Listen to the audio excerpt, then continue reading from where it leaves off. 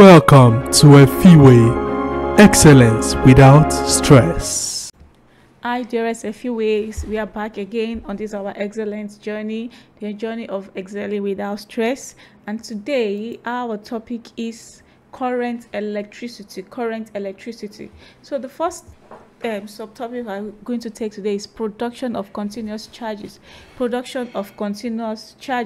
So we have two types of cells. We have the primary cells and we have the secondary cells. So the primary cells, these are those from which current is produced as a result of non-reversible, please an emphasis on that, non-reversible chemical changes taking place between the various components of the cell. This is the cell. So whatever action is taking place, they are what? Non-reversible. So these are those from which current is produced as a result of the non-reversible chemical changes taking place between the various components of the cell. These are the various components of the cell.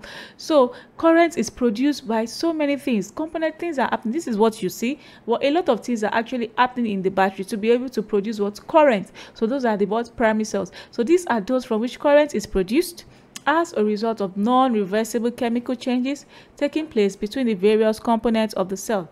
A simple cell is an example of a primary cell, and this is it here now. This is just our battery. What we call the battery is a simple cell, but we have a lot. This part is the positive terminal. You see that we have positive there, and this part is the what? Is the negative terminal.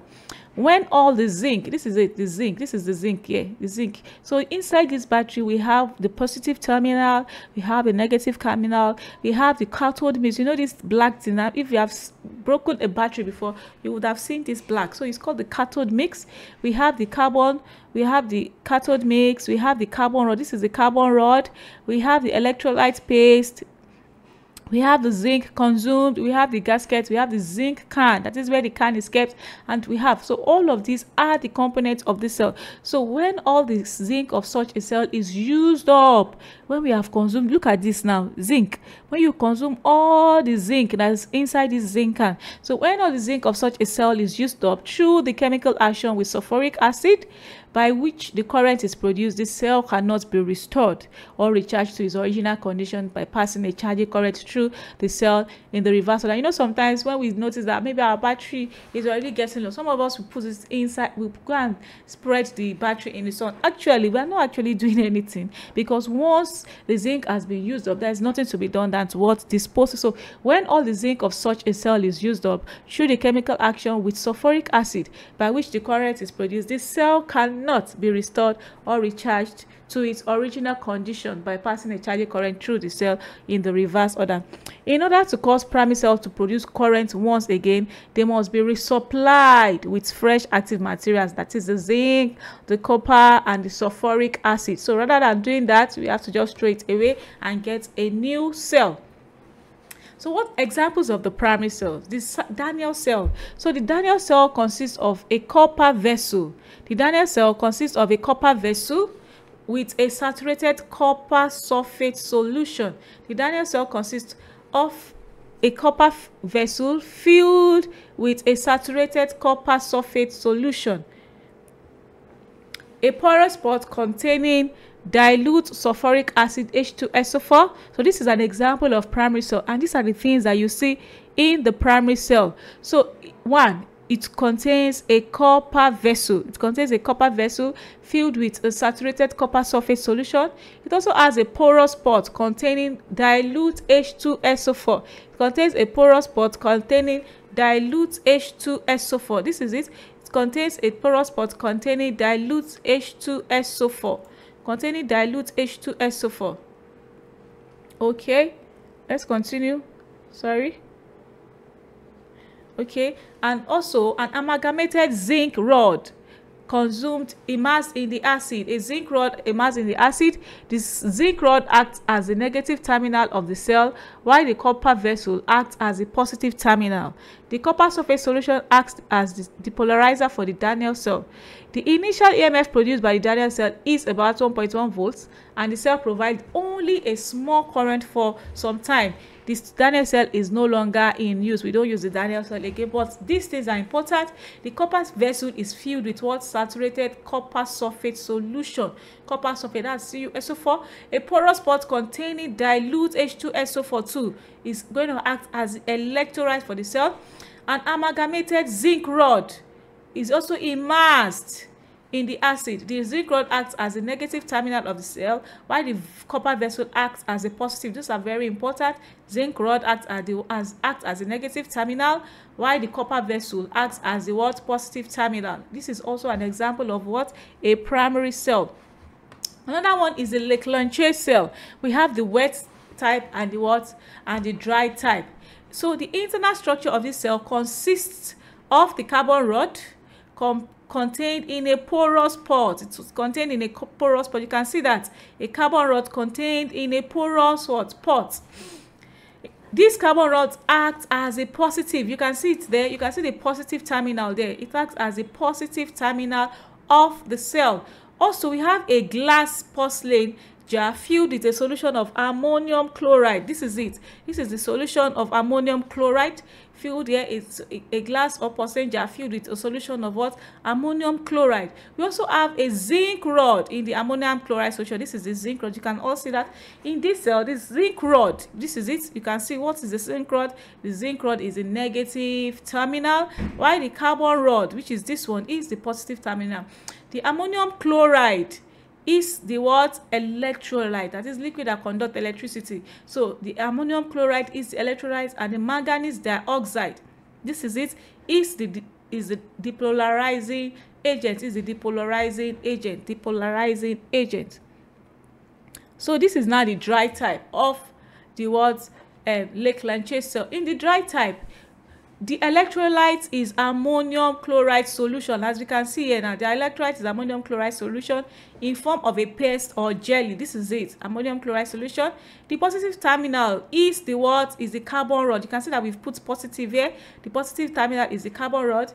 The negative terminal is the zinc rod. As we can see from here, the negative terminal is the zinc rod. The depolarizer of manganese dioxide mixed with powdered carbon is contained in a muslin bag around the carbon rod. Then a cardboard disc is used at the bottom. Yes, a carbon disc is used at the bottom to prevent the carbon pole from touching the negative zinc container, to prevent short circuiting of the cell. Dry cells are used in torches, bicycle lamps, electric bells, and transistor radios. So this is it here. Secondary cells or accumulators. These are cells whose chemical action can be reversed. It's just the opposite of primary cells. You know, when we talked about primary cells, we said their chemical actions cannot be reversed. But for secondary cells or accumulators, their chemical actions can be reversed by driving a current through them in a direction opposite to the current they supply. Such cells can therefore be recharged and used for a long time. The main advantage of accumulator is that they have low internal resistance, very low, unlike the primary cells. They have low internal resistance. So they are used in motor cars to provide the energy for the spark igniting the petrol in the engine, and also in telephone exchanges to provide current in telephone cables when required. There are two types of secondary school. We have the lead acid accumulator and the alkaline accumulator. Those are the two types of secondary cell. The lead acid accumulator, the simple form of the cell consists of a positive pole of lead peroxide, look at it here, chocolate or dark brown in color, and a negative pole. This is a negative pole of the lead plate of just Pb, which is what? Gray in color. An electrolyte of dilute sulfuric acid. In modern commercial accumulators, both the positive and negative plates are made of grids of lead antimony alloy, the holes and grooves of which are filled with either the lead or the lead peroxide. So this is what we are talking about here. You have the positive here and we have the negative here. So the positive is lead peroxide, while the negative is just the lead plates. So the other type of the secondary accumulator is the nickel accumulator. The poles of this accumulator are positive. Nickel plates are negative ion plates. The electrolyte is a solution of potassium hydroxide. So the electrolyte is what? Is potassium hydroxide. This is it here. You can see the electrolyte. The electrolyte here is potassium hydroxide. The AMF, when fully charged, is about 1.5 volts and falls to 1.3 volts after some time. The NAFE accumulator has a longer lifespan than the lead acid accumulator. So this is just basically the difference between the primary cell and the secondary cell. We've actually said that a primary cell is a battery that is designed to be used once and discarded, and not recharged with electricity and reused like a secondary cell. In general, the electrochemical reaction occurring in the cell is not reversible, rendering the cell unrechargeable. While for the secondary cell, a secondary cell is a type of electrical battery which can be recharged, discharged into a load and recharged many times, as opposed to a disposable or primary battery which is supplied, fully charged and discharged after use. So how do we charge an accumulator? To charge an accumulator, we pass direct current DC, like from a battery, through it in the opposite direction to which it supplies. So we pass a what? We pass a direct current into it. The positive terminal of the DC, this is the positive this is the DC supply. This is its positive terminal, and this is its negative terminal. The positive terminal is connected to the positive terminal of the DC is connected to the positive terminal of the accumulator, which you can see here. So it's connected to this part, and the negative terminal, which is this one, is connected to the negative terminal of the negative terminal of the DC is connected to the negative terminal of the accumulator, as we can see there. This is the positive terminal and this is the negative terminal. This is the positive terminal of the DC and the negative terminal of the DC. The rheostat R is the charging circuit. Is essential as the sulfuric acid has a very low resistance, such as 0.02 ohm. So this H2SO4, sulfuric acid, has a very low resistance. The ammeter A is also included in the circuit to ensure that only the charging current recommended by the manufacturer is what is used. Charging the accumulator is considered complete when the relative density of the acid attains the recommended value of 1.25 and the EMF of the accumulator is about 2.2 volts. That's when we assume that the accumulator has been fully charged. Arrangement of cells. A simple cell has an EMF of about 0.89 volts. When a PD greater than this is required, a series arrangement of the cell is used. A series arrangement of the cell is used. In such an arrangement, the positive terminal of each cell is connected to the negative terminal of the next cell. You can see now, this is just like a battery, an EMF. So look at this, is the positive terminal, negative connected to this one's positive, connected to this one's negative, and so on and so forth. So in such an arrangement, the positive terminal of each cell is connected to the negative terminal of the next cell. Such an arrangement increases the current flowing in the circuit since the cells assist each other. So the total EMF of the cells arranged in series is equal to the sum of the individual EMF of each cell. So we have E1 plus E2 plus E3, and the internal resistance R, which is this of the series arrangement, is the sum of the internal resistance R1 plus R2 plus R3 plus whatever R, how many R's we have. So that is about the series arrangement of the EMF, the series arrangement. The parallel connection. So for batteries, in a parallel arrangement of cells, all the positive terminals are joined to one point. All the positive terminals, see, all of them are joined to one point, and all the negative terminals are joined to another point B. So this is point A and point B. So all the positive, that's parallel, are joined to one point, and all the negatives are joined to one point. Since all the positive terminals of the cells are joined to the same point, they must be at the same potential. They must be at the same potential. Since they are joined at the same point, they must be at the same potential. Similarly, for all the negative terminals, hence the PD between A and B must be the same as the PD across any of the cell. So the PD between A and B must be the same. If each cell has an EMF of E, the net EMF of the parallel arrangement is also E, that of a single cell, because it must be equal. They must have the same EMF. Now we are going to the arrangement of resistors. Arrangement of resistors. Resistors in series. When resistors are connected end to end, they are said to be in series, just as we did for the EMF. So they are connected end to end. These are resistors in series. In such an arrangement, the current passing through each resistor is the same. Please let's notice that the current passing through each resistor is the same, but the potential difference across each resistor is different. The current passing through each of them is the same for the series arrangement. For the series arrangement, the current is the same. They are connected end to end. Their current is the same, but the potential difference is different. The combined or equivalent resistance R of the resistors in series is equal to the sum of their individual resistances. That is, if you want to get the equivalent resistance, it will be R1 plus R2 plus as many R's as we have. We can prove the equation using Ohm's law.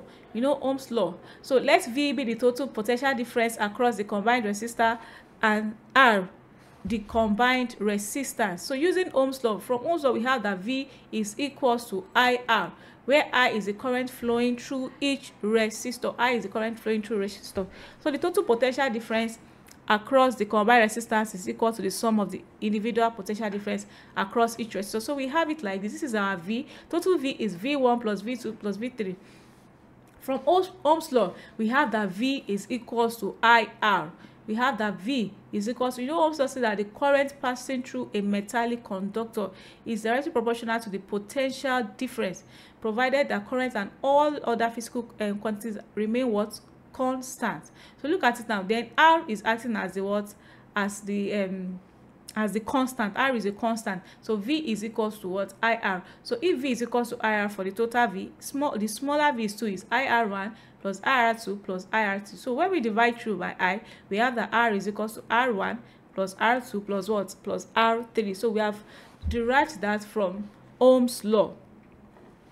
When resistors are arranged side by side, just like this, such that their corresponding ends join together at two common junctions P and Q, the set is known as a parallel arrangement of resistors. Is known as a parallel arrangement of resistors. When resistors are arranged side by side, such that their corresponding ends join together at two common junctions P and Q, the set is known as a parallel arrangement. And just for us to get the combined resistance is 1 over R is equals to 1 over R1 plus 1 over R2 plus 1 over R3 to the amount of R's we have. In such arrangement, don't forget, when we talked about the series, we said the current is equal. The current across series arrangement is equal, but the potential difference is different. But for the parallel connection, in such arrangement, the PD across the resistor is the same, but the current through the resistor is different. That's just the opposite. So the potential difference here is equal. The potential difference for R1 is equal to the potential difference for R2. It's also equal to the potential difference of R3. So that is it. But the current in R1 is different from the one in R2. So we can also prove this by Ohm's law. You remember that we said V is equal to IR, where I is the main current flowing. So following the same process, we are going to derive that our R is equals to, in the parallel combination, 1 over R is equals to 1 over R1 plus 1 over R2 plus 1 over R3. So let's go through this example. We said 5 resistance of value 0.1 ohms, 1.7 ohms, 2.0 ohms, 1.0 ohms, and these are connected in series. Calculate the value. This is so simple. We already know that when they are connected in series, the total resistance is just the addition. As simple as that. It's just 0.1 plus 0 plus 1.7 plus 2.0 plus 1.0, and doing that, we got our answer to be 5.7. We got our answer to be 5.7. 1, 2, 3, 4. Okay, this one should be up to 5, but we got our answer to be what? 5.7. 0.1 plus 1.7 plus 2.0 plus 1.0 plus 0.9 give us what? 5.7. So now we said 4 resistors, 1 ohm, 5, 4, 3 and 4 are connected in parallel. So let's go and do that on our board. Parallel, so we can understand how to do it. Let's do that on our board. The parallel resistance. Let's do that on our board. So remember, we said few things. We said for the We said for the series combination, it's just the addition, right? That's just R1 plus R2 plus R3, then plus the amount of R's we have. But for the parallel, is R total, 1 over R total is equals to 1 over R1 plus 1 over R2 plus 1 over R3 plus the amount of R's we have. So in this our example, what R's were we given? What value of resistance were we given? We have 1534. 1534. So we have R1. We have R1 to be 1, R2 to be 5, R3 to be 3, and R4 to be 5, It doesn't matter. It's just to get the principle. So we know that 1 over RT is just equals to 1 over R1 plus 1 over R2 plus 1 over R3 plus 1 over R4.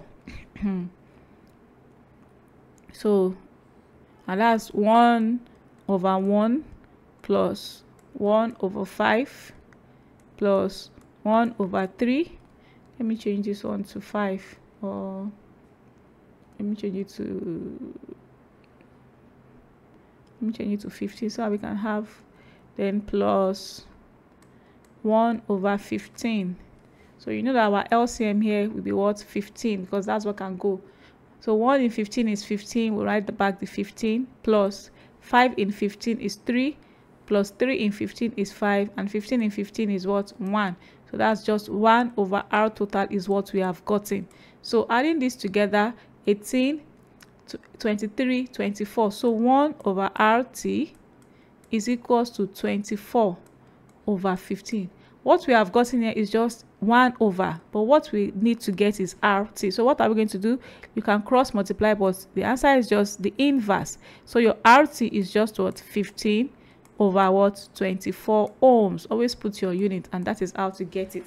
So that's how to solve for the parallel connection. So that's how to solve for the parallel connection. So let's go to the next slide. So summary. So just as we said, this is the series connection and this is the parallel what? Connection. We already told you that the current is what? Equal. That is why you have I1 is equal to I2 is equal to I3.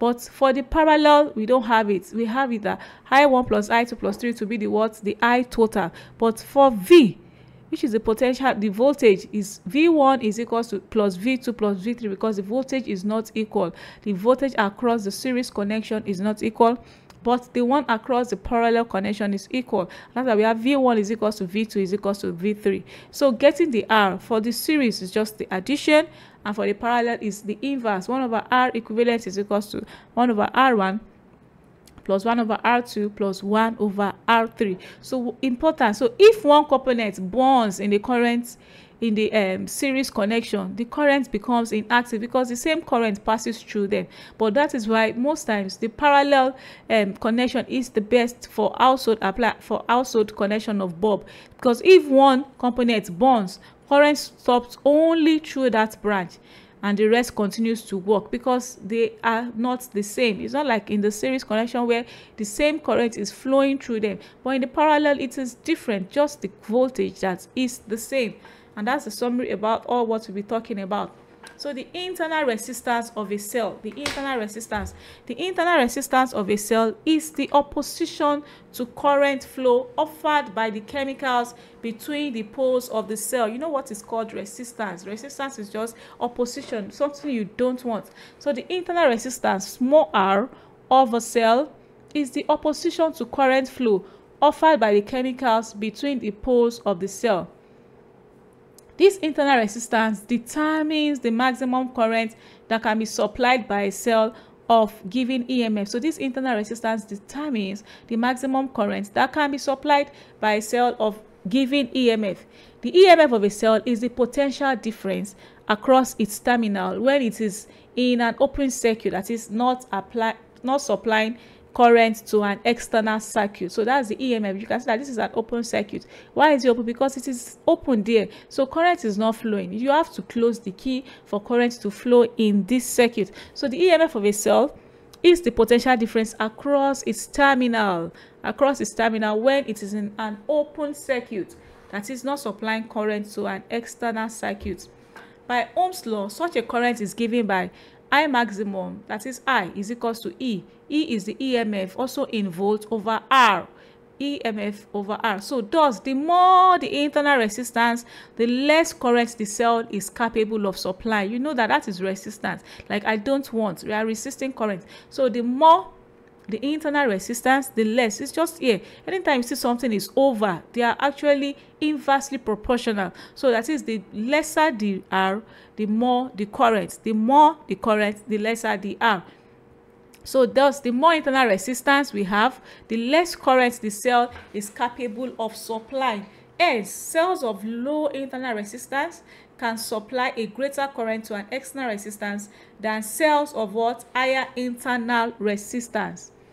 If the cell of EMF supplies a current to an external resistance R, then the PD across R is known as the terminal PD. So if the EMF is supplied a current to an external, if it is able to supply current to an external resistance R, then the PD across R is known as the terminal PD, and it is given as this. So terminal PD is defined as the potential difference between the terminals of a cell when it is delivering current to an external circuit. So when it is what? Delivering. Remember that we said EMF is when it is not delivering, it is in an open circuit. But this time, terminal PD is defined as the potential difference between the terminals of a cell when it is delivering current to an what? External circuit. And then we have it as this. I will now be equals to E over what? R plus R. That is the current is equals to E equals over R plus R.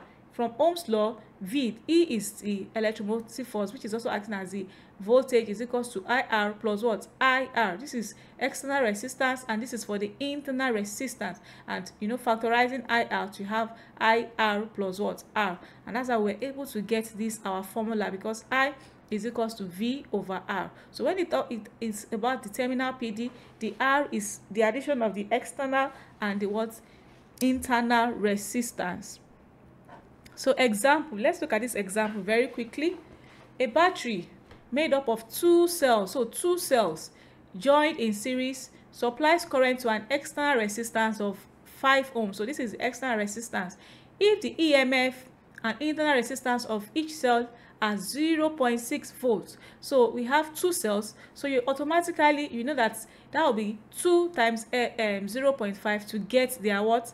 Equivalent, their EMF, because they are joined in series. Remember when we talked about series? So to get the total EMF is just 0.6 plus 0.6 and 3 ohms respectively. Calculate the current flowing in the external resistor, the terminal PD, and the lost voltage. So in this question, we were given two cells. We have two cells and they are joined in series, and they supply current to an external resistance of what? 5 ohm. So two cells. If the EMF and internal resistance of each cells are 0.6 volts and 3 ohm respectively, calculate 1, the current flowing. So what were we given? So R is the internal resistance of the cell, and R external is the what? External resistance of the cell. And you recall when we got this our formula then, that I is E over what? The R total. This R total is just the addition of the external resistance and the what? Internal resistance. So we can get our current from there. Don't forget there are two cells. So we're going to have what? 2E, and also the internal resistance too of each of the cells.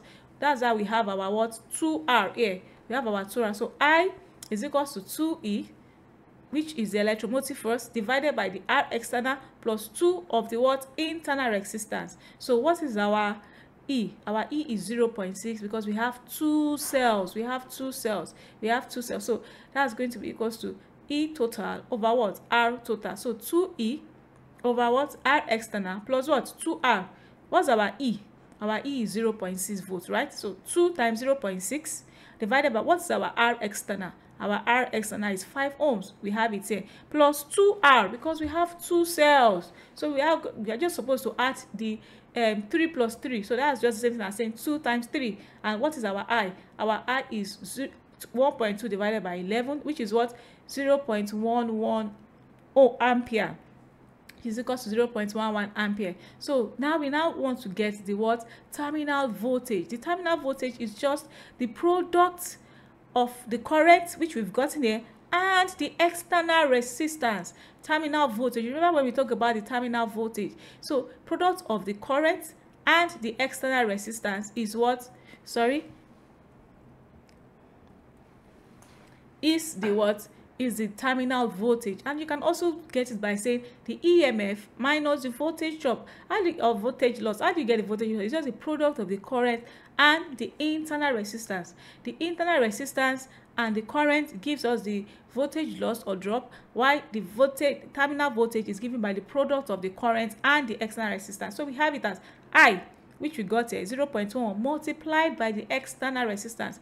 Our external resistance is 5, so we multiplied it and we got this. So even if you subtract it also, you're still going to get the same answer when you have your V loss, because you will have to find the lost voltage. You can call it the lost voltage or the voltage drop. So the lost voltage is just the product of the current also and the internal resistance, which is I multiplied by 2R, and that's 0.11 multiplied by 6, and we have 0.66 volts. 0.66 volts. So our answers now, for the current we're asked to get, we have 0.11 ampere. For the terminal voltage, we have 0.55 volts, and for the lost voltage, we have 0.66 volts. And that is about that example.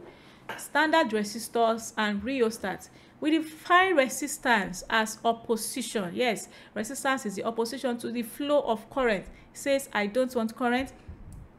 And a resistor as a component that is specifically designed to provide a known amount of resistance in a circuit. That is a resistor. A resistor is a component that is specifically designed to provide a known amount of resistance in a circuit. So what are standard resistors? When you say something as standard, these are resistors that have filed resistance values. That is, their values does not change. We have 1 ohm, 2 ohm, 5 ohms, and 10 ohm. They have filed resistance value. They are made by cutting up measured lengths of resistant material such as constantan and manganese and mounting them on a wooden block and providing them with terminals for connection. That's how standard resistors are made.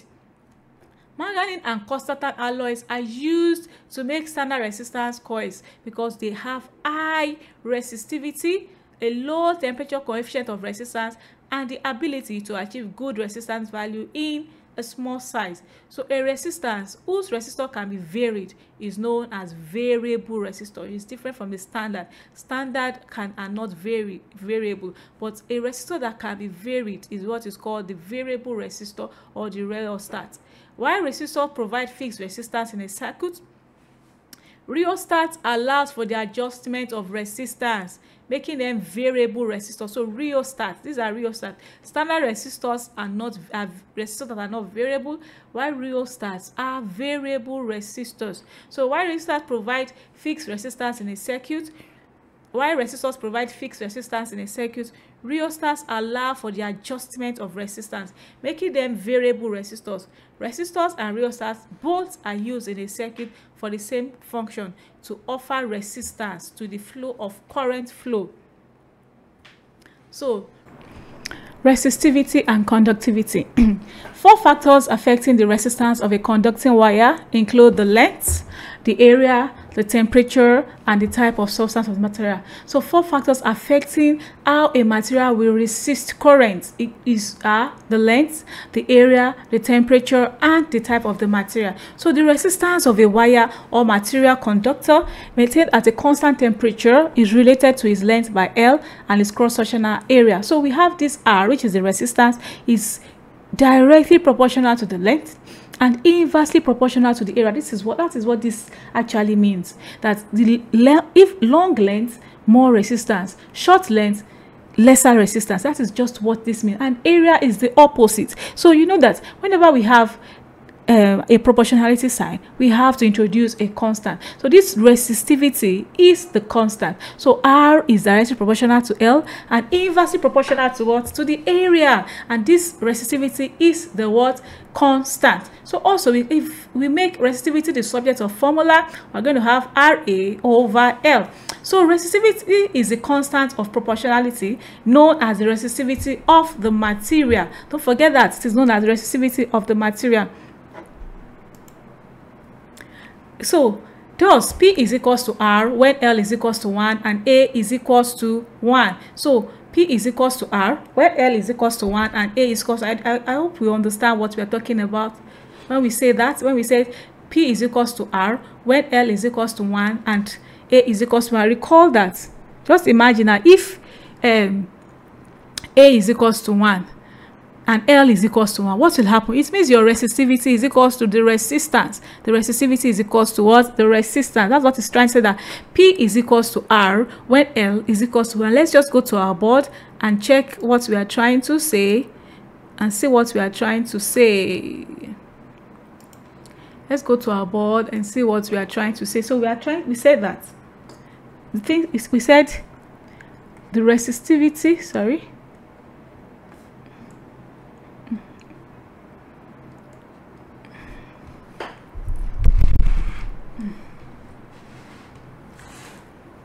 Control and delete. We said resistivity is equals to R. Oh, control delete. Okay, something is up. Our board is malfunctioning today. It is malfunctioning today. It is malfunctioning today. Oh. So let's just continue explaining from the slide. So we said P is equals to R when L is equals to 1 and A is equals to what? And A is equals to 1. So resistivity is a resistance of unit length of material of unit what? Cross-sectional area. That is the definition. It is the resistance of unit length of material of unit what? Cross-sectional area. So the greater the resistivity of a wire, the poorer it is as an electrical conductor. So easy. Resistivity, it has more resistivity. And this is saying no towards electric current, and that is why it's going to be a poor conductor. Electrical conductivity is a measure of the extent to which a material will allow current to flow easily through it when a potential difference is applied at a specified temperature. It is the reciprocal of the resistivity. So that is conductivity. Conductivity is the reciprocal of the resistivity. Conductivity is the reciprocal of resistivity. So let's proceed. Example. So let's check the example. Sorry, we can't use our board for now. I don't know why it's malfunctioning. So the resistance of a wire of length 100 centimeter and diameter 0.3 millimeter is found to be 3.0 ohms. Calculate 1, the resistivity, and 2, the conductivity of the material. Don't forget, 1 millimeter is equals to 10 times 10 raised to power 3. So what were we given? We're given the length of the wire, right? The length was 100 centimeter. Don't forget, we have to convert centimeter to meter because meter is the unit of length. And the diameter was in millimeter. We have to also convert it to meter. So it was found to be what? 100 centimeter and the diameter was 0.3 millimeter. So don't forget our resistivity formula, which is RA over L. Our R was given as what? 3 ohms, and that is it. Our L was given as 100 centimeter, which is 1 meter. Our R was not given, but we were given our diameter. You know that. So, you know, diameter is R divided by 2. So, this 0.3 divided by 2, then we converted it to meter. And that was how we got this, our value. That was how we got our value. So, what is our area? Our area is then pi R squared, right? So, 22 over 7 multiplied by our R, right? Which is R squared, gave us this. And this was our area. So, we're going to now put all what we have into our formula. So now what is our R? 3, we put it there, multiplied by our area, which is what? 7 times 10 raised to the power minus 8, and our length after conversion was 1, and we got this. That's 21.21 times 10 raised to the power minus 7. So putting that, we were asked to also get the what? We were asked to get the conductivity of the material. So what is the conductivity? Conductivity is 1 over the resistivity, and that was 1 over 21.21 times 10 raised to the power minus 7, and we have this, and this is the unit, that is per ohm meter, and that is how to solve that. Galvanometer conversions. Conversion of a galvanometer to ammeter shunt.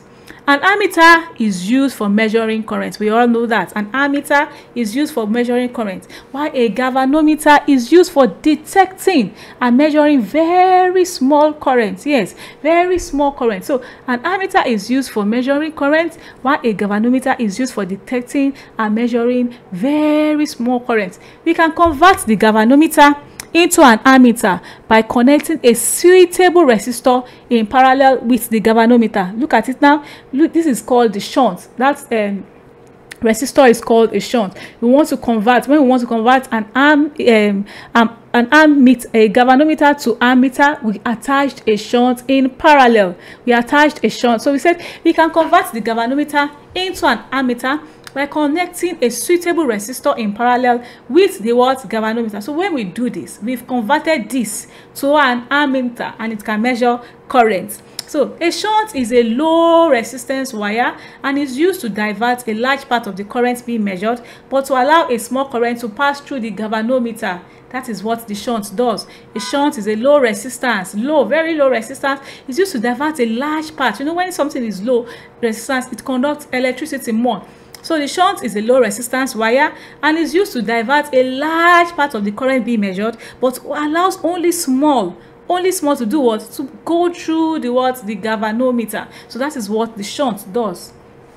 Example. So let's look at this example to explain that. So a galvanometer of resistance 5 ohms, this is the galvanometer, gives a full scale deflection. Look at it. This is the galvanometer here. You know, this is a galvanometer. So it gave a full scale deflection when a current of 50 milliampere flows through it, How will you convert it to an ammeter capable of measuring 2 ampere? So you know that galvanometer only measures small current, but we now want to make it to measure a current that is up to 2 ampere. What do we need to do? We need to attach the resistance of the galvanometer. And what is the resistance of the galvanometer? 5 ohms. So we have it as 5 ohms. So what else were we giving? We were giving the current of the galvanometer. So they said a galvanometer of resistance 5 ohms give a full scale deflection when a current of 50 milliampere. So this is the current of the galvanometer, and that is 50 milliampere. And when we change it to meter to ampere, we have 0.05 ampere. So I is that the current we want that galvanometer to measure. The galvanometer cannot measure up to 2 ampere. Look at how the small current it can detect. This is what is going to flow through the shunt, but the galvanometer can only take 0.05. But the one that will flow through the shunt is this. That's what the shunt does. It allows only small currents to go through the galvanometer, but it accepts a lot of current because it has low resistance. So what is the potential difference? You know, PD is V times R, right? Don't forget IR. V is equals to IR. So PD across the shunt is I multiplied by the R. We don't know what this R is. We don't know what resistance we are going to add to make it to be able to do that work. So, but we know the V of the shunt. Shunt is the G, Abi. So, which is the shunt is the wire we want to add to it. So we have the what's it called? The current that is going to go through it. This is the current that will go through it because we already explained that the shunt is a low resistance wire. The galvanometer only measures small current. So this is the current that will go through the galvanometer. But this shunt is going to accept a lot, and this is the current that is going to pass through it. So PD across shunt is equals to I multiplied by R. What about the PD across the galvanometer? Is also IRB, and we have 5 as the resistance. We have 0.05 as the what? As the current. So we multiply them together. So don't forget the PD across the shunt is also is equals to the PD across the what? Galvanometer. So 1.95 R is equals to this. So R we will get the R. So look at it now. This is the resistance of the shunt, very low resistance. So when we attach a shunt, when we attach a resistor of this low resistance in parallel to this setup, in parallel to the galvanometer, it will be able to measure a current of 2 ampere as easy as that. And you can also use this formula, like, okay, let's just get the R of the shunt, the resistance of the shunt directly. It is the resistance of the galvanometer divided by the current. That's the current that we want to measure, the current we want to measure, I, over the current of the galvanometer minus the current we need to measure. And that was what we got here. So when you do that, you are going to get the same answer. You are going to get the same answer. This was supposed to be true. So you're going to get the same answer. You're going to get the same answer. So what is our, the question is, how will you? So what do you need to do? You need to choose a standard resistor value close to the calculated R shunt value, which is this. Connect this resistor in parallel to the galvanometer. Then the ammeter's current range will be the desired what? 2 ampere. We've answered the question. So let's go to the next thing. The first one was galvanometer to an ammeter. What did we use? We used a resistor of low resistance, right? And we connected it in parallel. Now this is a galvanometer to a voltmeter, and it is called the multiplier. You know that one was called the shunt. A galvanometer is used for measuring small currents. What? A galvanometer used for measuring very small currents can be converted to a voltmeter by connecting a high resistance or multiplier in series with the galvanometer. Can we say the opposite? Now this one is in series and it needs a high resistance. It needs a high resistance. So a galvanometer used for measuring very small currents can be converted to a voltmeter by connecting a high resistance or multiplier in series with the galvanometer. Then now we are going to the principle of the potentiometer. So I guess we understand this. That's for the multiplier. We've talked about the shunt. Now we have talked about the multiplier. The principle of a potentiometer. So a potentiometer is just like a variable resistor. It's like a variable resistor, like a resistor that can be changed. You know, we've talked about the standard resistor. The standard resistor is a resistor in which the resistance is constant. But a variable resistor, you can change the resistance. Maybe it's the variable resistors can measure up to 10 ohms. You can put it in 2, you can put it in 3. So that is what the potentiometer is. So the potentiometer measures EMF when the cell is giving no current. Therefore, it gives the correct measurement of EMF of the cell, since no connection need be made for the lost volt.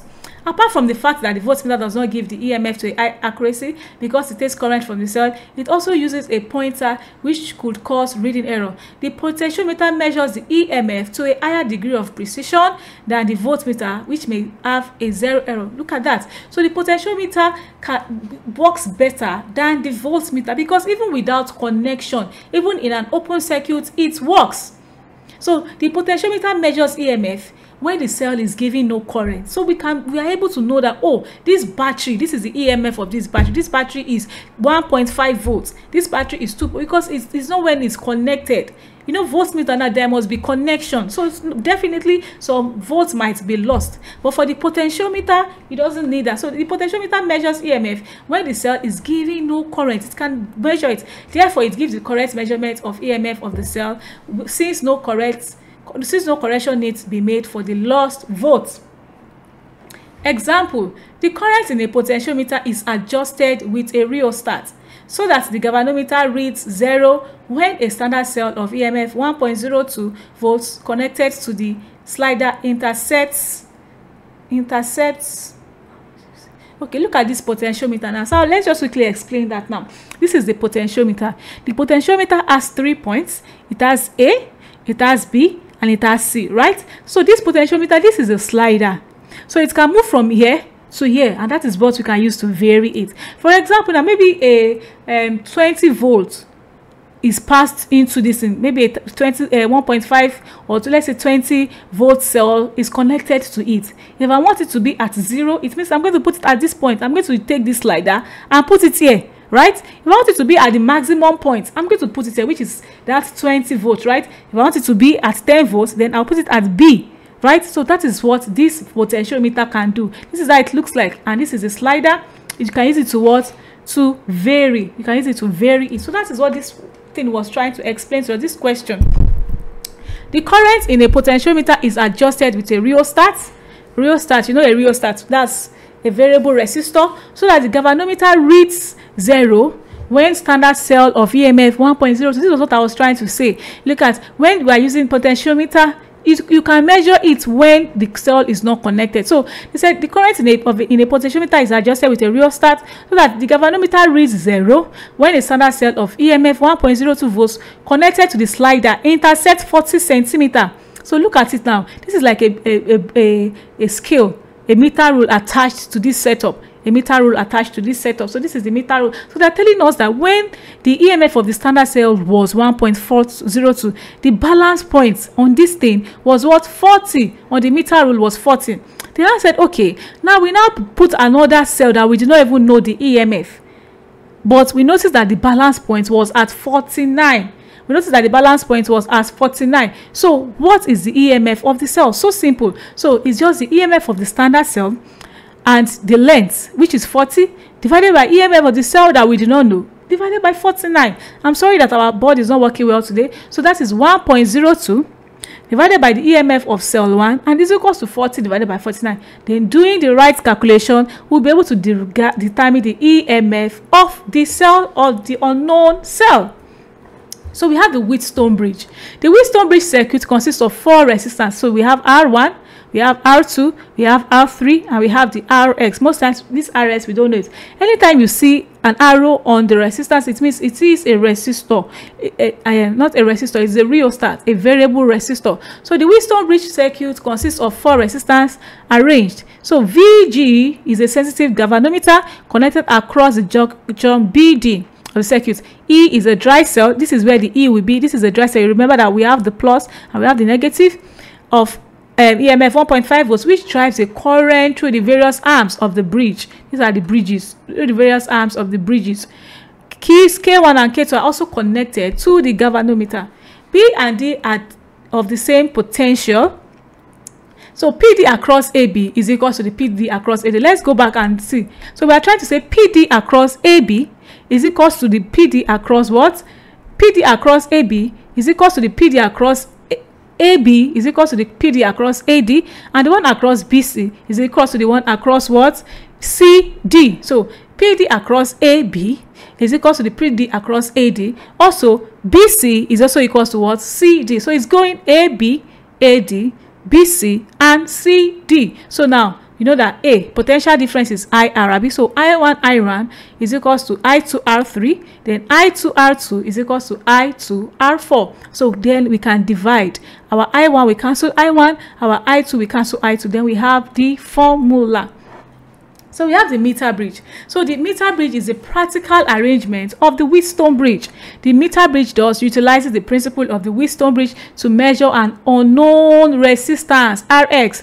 Use it to measure an unknown resistance Rx. So let's just quickly check how to do that. The meter bridge consists of an unknown resistance X and a 20 ohm resistor. Okay, this is the resistance that we do not know, but we know this one, which is 20 ohm resistor in the 2 arms.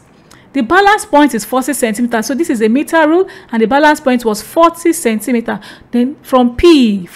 So what is the value of X? What is the value of X? So don't forget. So here now you have a meter rule which is 100. If this place is 40, the remaining place will be what? 100 minus L. So if the balance point is 40, definitely the rest part will be what? 60. So we have that X. The balance point was 40, but we don't know the resistor. But the other one, which is 20, automatically, if this one is 40, the second one will be 100 minus what? 40. So we have it as X over 40. So we said, let the resistance per unit length, because this is, we are trying to vary resistance with length. That is why we have it as resistance per unit length. Resistance per unit length be what? K ohms per cm cube. So using Wheatstone bridge principle, we have that X over the length, which is 40, is equals to 20 then over the 60, which is the left, which is what is left. So K we cancel K, which is K. So we have X over 40 to be equals to 20 over 60. Cross multiplying, we're going to get 13.33 ohms as the resistance that we did not know. That's the principle. So thank you very much for the class. Thank you. I hope you enjoyed the class. See you in our next class.